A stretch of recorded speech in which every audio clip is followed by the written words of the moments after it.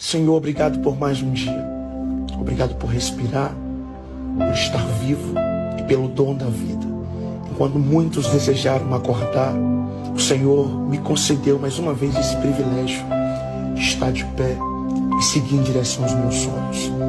Senhor, vai na minha frente e seja o meu escudo, a minha proteção, o meu socorro bem presente na hora da angústia. Quebra todas as barreiras, as armadilhas do inimigo e me faz chegar no lugar do meu propósito. Que nada venha abalar a minha fé.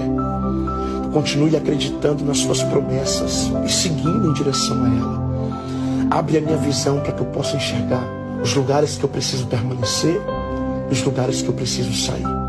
Senhor, não permita que eu insista em coisas que não são minhas, mas permita a minha insistência nas suas promessas, nos seus propósitos, em tudo aquilo que o Senhor escreveu para a minha vida.